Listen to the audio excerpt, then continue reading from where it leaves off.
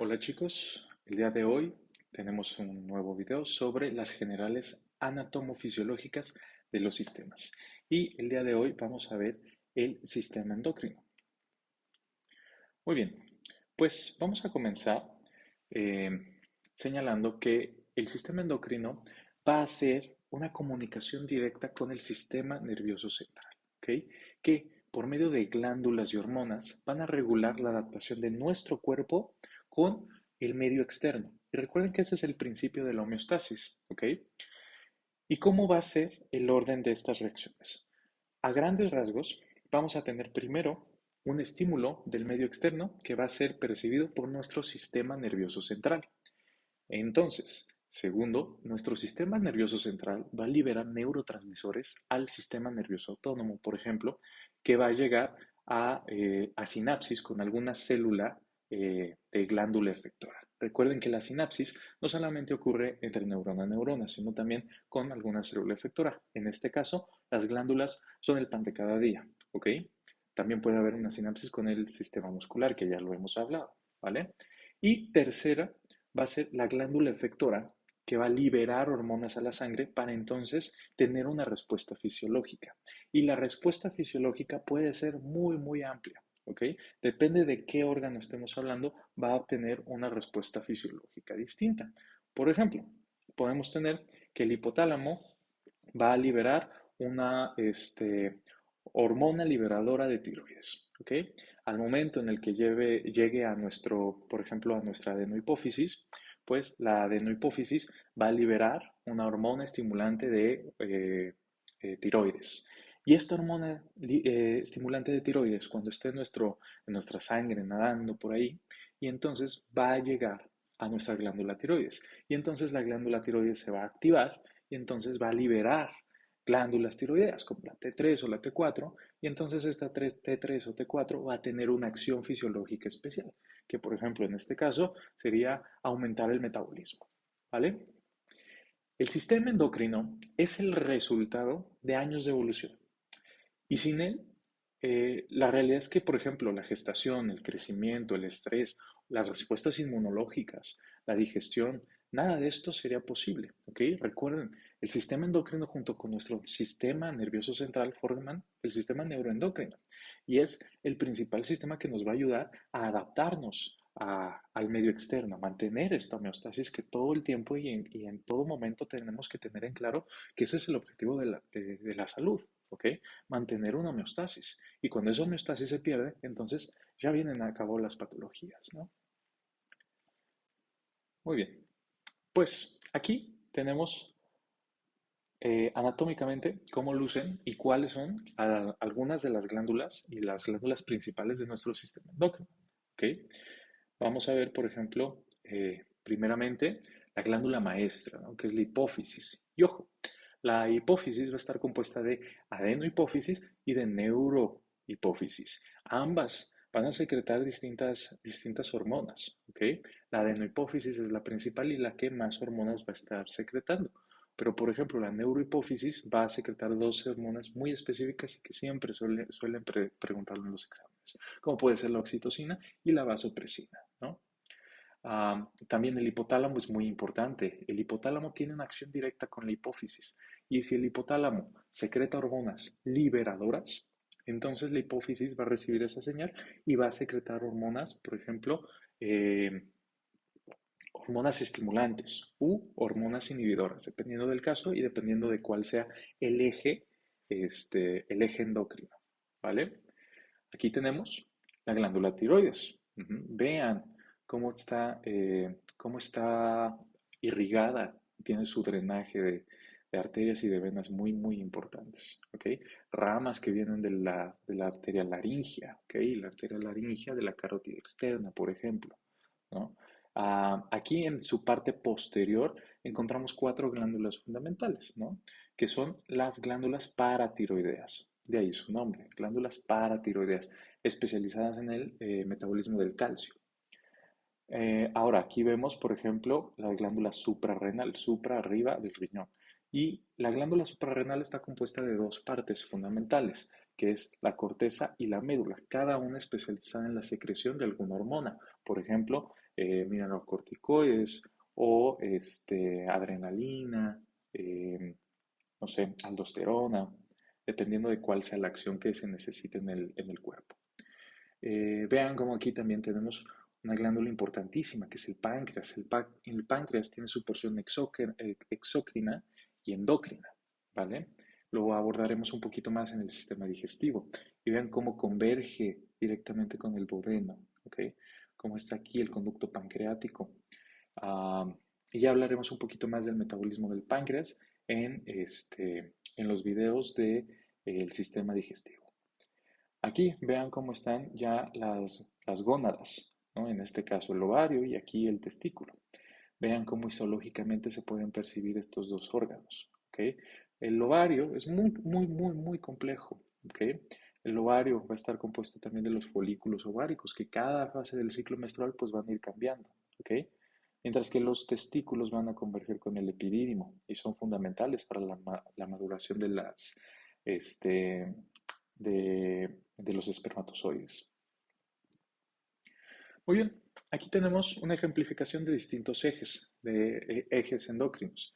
Recuerden entonces, por ejemplo, tenemos que el hipotálamo va a estar produciendo hormona liberadora de tiroides, ¿no? Que es este eje amarillo. Y también, por ejemplo, hormona liberadora de gonadotropinas, hormona liberadora de corticotropina, ¿ok? Hormona liberadora de hormona de crecimiento, ¿no? Que es el eje morado.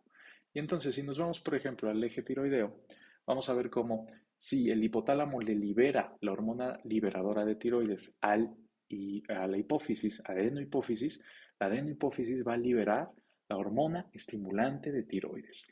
¿Y a dónde se está liberando? La realidad es que se está liberando al sistema circulatorio, ¿ok? La adenohipófisis y la neurohipófisis convergen muchísimo con el sistema circulatorio, incluso forman un sistema denominado portal, ¿ok? Y entonces, la hormona estimulante de tiroides, pues va a estimular a la tiroides que produzca sus hormonas principales, que son la T3 y la T4, ¿no? Y entonces ya la tiroides va a producir estas hormonas y, por ejemplo, la acción de la tiroides, pues va a ser acelerar las reacciones químicas de las células. Y es por eso que entonces pueden aumentar nuestro metabolismo. Claro que esta es una función fundamental en nuestro cuerpo y fundamental en nuestra vida, que sin ella pues vienen ciertas patologías, ¿no? Como puede ser el hipotiroidismo o el hipertiroidismo, dependiendo a qué nos refiramos, ¿no? Y es importante saber que nuestro metabolismo pues tiene que sufrir algunos cambios, dependiendo de qué se necesite hacer. Hay, hay horas en nuestra vida diaria donde nuestro metabolismo debe de estar acelerado. Y hay horas, por ejemplo, cuando estamos dormidos, que nuestro metabolismo debe de disminuirse, ¿no? Por ejemplo, si vemos también complementándolo con la hormona de la prolactina, que va a estimular entonces, por ejemplo, la secreción de leche materna. Vemos entonces el eje ahora gonadotrópico, que es la hormona liberadora de gonadotrofinas, que entonces van a nuestra adenohipófisis y en nuestra adenohipófisis se va a liberar, por ejemplo, la luteinizante, hormona luteinizante, que es la LH o la FSH, que estas al viajar en nuestro torrente sanguíneo y al final llegar a nuestras gónadas, pues van a estimular, por ejemplo, la FSH, la testosterona, ¿no? En ambas. La LH, por ejemplo, estrógeno, progesterona o estradiol, ¿no? Finalmente, la hormona liberadora de corticotropina va entonces a estimular la liberación de hormona adenocorticotrópica. Ujú. Y entonces esta hormona va a viajar hasta nuestra corteza suprarrenal, donde tiene sus receptores, va a estimular una acción que, por ejemplo, puede ser la liberación de cortisol. Ujú. Y por último, llegamos a la hormona liberadora de hormona de crecimiento, que es liberada por el hipotálamo nuevamente a nuestra hipófisis y nuestra hipófisis libera la hormona de crecimiento, que por ejemplo en nuestro hígado puede aumentar la síntesis proteica, ¿no? Y que finalmente puede liberar, liberar ciertas hormonas que por el contrario van a inhibir la reacción, ¿no? Estos ejes, lo padre del sistema endocrino es que están muy bien regulados o típicamente deberían de estar muy bien regulados. Por ejemplo, cuando hay una hipersecreción de, por ejemplo, de testosterona, pues se inhibe el eje de la liberadora de gonadotropinas, porque el cuerpo dice que es suficiente, con esto tengo la suficiente cantidad de hormona para poder trabajar y poder realizar mi acción fisiológica. Entonces, automáticamente inhibo esa secreción, ¿vale? Y eso funciona todo el tiempo. Por ejemplo, con el páncreas, pues lo tenemos con la secreción de insulina o con la secreción de glucagón, ¿vale?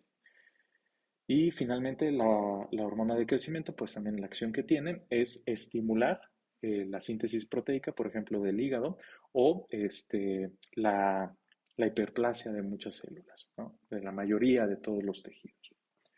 Aquí, ¿qué más tenemos? Pues tenemos una vista sagital de nuestro cerebro, cómo luce la glándula pineal, el hipotálamo, la glándula hipófisis, ¿no?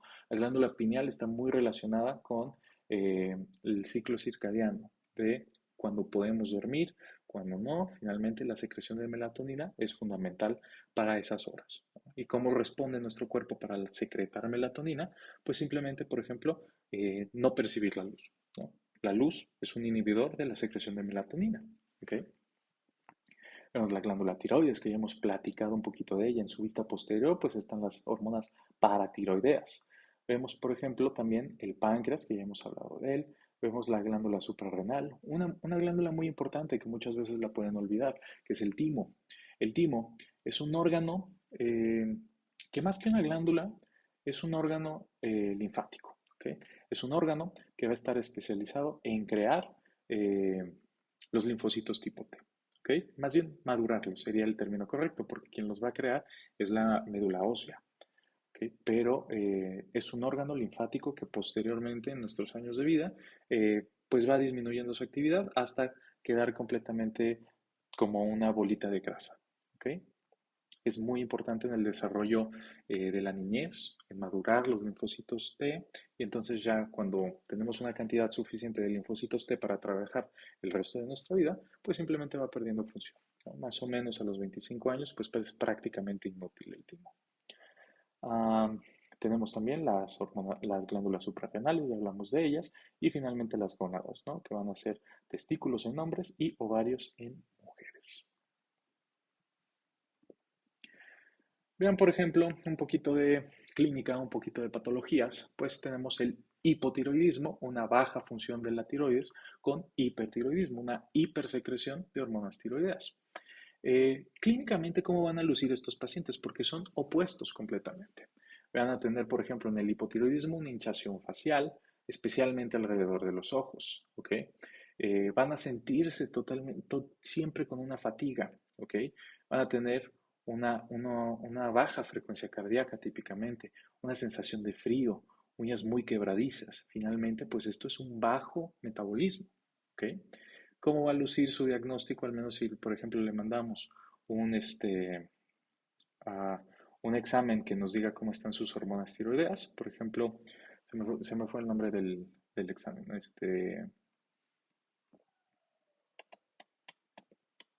Sí, se me fue por completo cómo se llama, cómo pueden ir ustedes a un laboratorio y pedir directamente el examen. ¿Es una prueba tiroidea? No, no, no, no, no. ¿Es prueba de función tiroidea? No. Ok. Sin indagar en eso, por ejemplo, va a haber una hipersecreción o hiperseñalización que estimula la tiroides. Sin embargo, no va a poder entonces liberar el torrente sanguíneo, por ejemplo, la T4. Ujú. ¿Cómo tratas a este paciente? Pues simplemente le das un análogo de la tiroxina, que es la T4, que en realidad el paciente no puede producir por sí solo. Perfil tiroideo, ya me acuerdo. Así se llama el laboratorio que tienen que pedir para evaluar las hormonas tiroides. Perfil tiroideo. Y entonces, ¿qué le das? Un análogo de tiroxina, que es la levotiroxina, ¿no? Que es un fármaco muy frecuente. México y Estados Unidos tienen unos índices altísimos de hipotiroidismo. Y cada vez, afortunadamente, más diagnosticado. Vamos al otro lado, al hipertiroidismo. Pues en realidad estos pacientes lucen con un cuadro clínico muy importante, que es el exoftalmos. ¿Ok? Muy, muy, muy importante. Se ven como los ojos están casi salidos de las órbitas. No es que estén salidos, simplemente así lucen. ¿Ok? Nerviosismo, taquicardia, calor, sudoración, temblor de las manos. Pacientes sumamente ansiosos, a veces, por ejemplo, con un problema en el control de esfínteres, una micción muy frecuente. Ah, ¿Cómo lucen los laboratorios de estas personas? Típicamente, volvemos a esto, puede haber muchos diagnósticos, por ejemplo, la enfermedad de Graves, puede haber un hipotiroidismo subclínico, puede haber muchas variantes en estos laboratorios. Por eso es importante acudir con un especialista. Una baja producción de hormona estimulante de tiroides y una muy alta liberación de T4. ¿Ok? Finalmente, cuando se altera un eje en el sistema endocrino, realmente la repercusión puede ser muy variada. ¿Ok? Es cómo lucha nuestro sistema por mantener un equilibrio que en realidad no está existiendo, que está fallando alguno de los trabajadores. Alguno de ellos no está haciendo su chamba bien. ¿Ok? ¿Cómo tratamos a un paciente con hipertiroidismo? Pues le podemos dar fármacos antitiroideos, por ejemplo, el metimazol, que es súper común, o el yodo radioactivo. ¿Qué es esto? Pues es un tipo de yodo que en realidad resulta radioactivo únicamente a los órganos que admiten el yodo. Y afortunadamente, la tiroides es prácticamente el único órgano que trabaja con el yodo, ¿no? Y entonces, ¿cuál es el objetivo? Pues destruirle poco a poco la tiroides al paciente, ¿ok? O definitivamente, por ejemplo, una cirugía, que es la tiroidectomía radical, que consiste en quitarle a este paciente absolutamente toda la tiroides. ¿Pero eso qué va a implicar? ¿Este paciente va a caer en hipotiroidismo? Sí, pero afortunadamente tenemos un fármaco muy bueno que es la levotiroxina. Este paciente pues, va a estar destinado a vivir toda su vida con levotiroxina. Finalmente es mucho más fácil tratar el hipotiroidismo que el hipertiroidismo. Y normalmente los pacientes con hipotiroidismo pueden llegar a mejorar una vez que se estabilizan su eje tiroideo. Por ejemplo, hay una hipótesis que señala que todos los personajes de Winnie Pooh tienen alguna patología. Ujú. Por ejemplo, tenemos a Igor, que Igor es el claro ejemplo de una persona con hipotiroidismo. ¿Sí? Es una persona deprimida, es una persona que te transmite la sensación de frío, que es una persona con cansancio, con letargia, que deprimido. Ajá. A veces también dicen que Igor en realidad lo que encara es la depresión. Mientras que Tiger, pues es una personalidad completamente con hipertiroidismo, hasta te lo puedes imaginar con su exoftalmos, todo ansioso, sudoración, con temblorismos, con nerviosismo, ¿ok? O con hiperactividad, ¿no? Dependiendo de cómo lo veas. Por ejemplo, aquí que encontramos, por cierto, otro nombre que puede adquirir la hormona de crecimiento es la somatotropina, ¿ok? Son, son lo mismo, ¿ok? Somatotropina que hormona de crecimiento. Otra patología es la acromegalia, que es un trastorno cuando hay una hipersecreción de la hormona de crecimiento. ¿Ok? Normalmente la hormona de crecimiento pues, va a estar muy activa durante nuestra niñez o durante nuestra adolescencia, pero ya tenerla muy activa durante todos los años de nuestra vida es malo. Quizás hasta puede ser un predispositor para algún tipo de cáncer. ¿Ok? Hay células que tienen que seguir desarrollándose, hay tejidos que deben de seguir desarrollándose y hay tejidos que definitivamente no. Por ejemplo, en estas fotos vemos a la misma paciente, a los 9 años de edad, pues vemos una niña completamente normal. O sea, realmente aquí es imposible llegar a un diagnóstico de una hipersecreción de somatotropina. Aquí la secreción de somatotropina es completamente normal. Incluso podemos decir lo mismo a sus 16 años, o sea, que es plena adolescencia, la secreción de somatotropina sigue siendo bastante normal. Sin embargo, a los 33 años, vean cómo ya empieza a ensancharse su rostro, vean ya cómo las cejas empiezan a poblar un poquito más, cómo la nariz ha crecido bastante, cómo el mentón se empieza a hacer un poco más definido, ¿ok? Am, Finalmente, por ejemplo, los hombres, pues tenemos que tener una mayor secreción de somatotropina que las mujeres, una mayor liberación de ciertas hormonas. Y a los 52 años vemos completamente declarada la patología. La realidad es que no sabemos la talla de esta mujer, pero sí distinguimos la fascia acromegálica, así le podemos denominar. Y si ustedes lo buscan en Internet, van a encontrar muchas facies que cumplen con esas características. Vean el rostro ensanchado hacia abajo, cómo creció. Vean el gran mentón que presenta ya la mujer y vean también lo ancho de su nariz. También sus manos deben de ser de una talla bastante grande, junto con el grosor de sus dedos. ¿Ok? Y esto, un personaje que, si seguimos la hipótesis, que está basado en esto, pues podría ser, por ejemplo, Shrek. ¿Sí? Shrek no es un ogro, sino una persona con acromegalia, podríamos decirlo, ¿no? Y de hecho hay bastantes hipótesis donde hay muchos personajes de nuestra infancia que en realidad lo que padecen pues, o están basados en alguna enfermedad, ¿no? Su relato está basado en una enfermedad. Y si se meten a investigarlo, por ejemplo, en Alicia en el País de las Maravillas, pues hay un montón. O en Winnie the Pooh, pues también hay un montón de hipótesis respecto a eso. Muy bien, y hasta aquí llega nuestro pequeño video, un video bastante corto, un video bastante general de las patologías del sistema nervioso endocrino. Es un sistema muy interesante, muy bien regulado. Es ahí donde la fisiología, por ejemplo, se vuelve hasta casi poética, cómo funciona de bien nuestro cuerpo y, claro, cuáles son las repercusiones que tiene nuestro cuerpo cuando funciona erróneamente.